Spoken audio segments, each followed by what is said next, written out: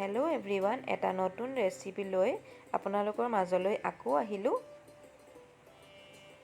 মাছৰ জোলটোনো কেনেকৈ বনাইছোঁ ভিডিঅ'টো শেষলৈকে চালে গম পাব। জুই দত্ত চেনেলৰ ইউটিউব চেনেলৰ এটা নতুন ভিডিঅ'লৈ আপোনালোকক স্বাগতম জনালোঁ। মাছৰ জোল বনাবৰ বাবে মই ইয়াত বিলাহী এটা কাটি লৈছোঁ, জিকা এটাও মিহি মিহিকৈ কাটি ল'লোঁ, পিঁয়াজ এটাও মিহিকৈ কাটি লৈছোঁ, জলকীয়া কেইটামানো ফালি ল'লোঁ আৰু অকণমান খৰিচা দিছোঁ খৰিচাৰ ৰসটোৰ সৈতে। এয়া মোৰ সামগ্ৰীখিনি। ইয়াত আপোনালোকে বিলাহী নিদিওঁ বুলিলেও পাৰিব। মাছটো মই আধা ভজা কৰি ল'লোঁ।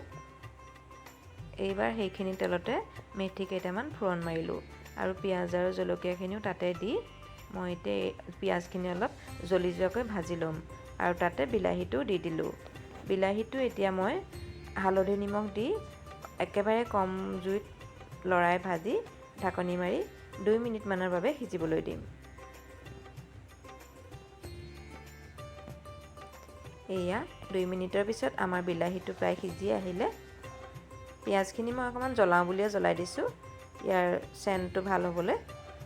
ইয়াতে মই এতিয়া মিহিকৈ কাটি থোৱা জিকাটো দি দিলোঁ। এইখিনিও মই এতিয়া ভালদৰে লৰাই আকৌ 2 মিনিটমানৰ বাবে ঢাকনিখন লগাই সিজিবলৈ দিম। গেছৰ ফ্লেমটো একেবাৰে কম কৰি ৰাখিছোঁ।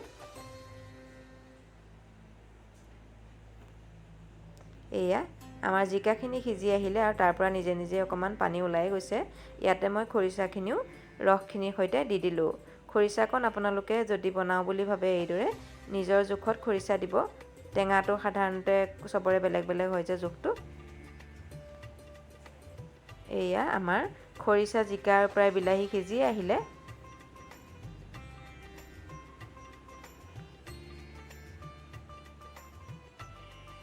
ইয়াতে মই এতিয়া আন্দাজমতে গৰম পানী দি দিলোঁ।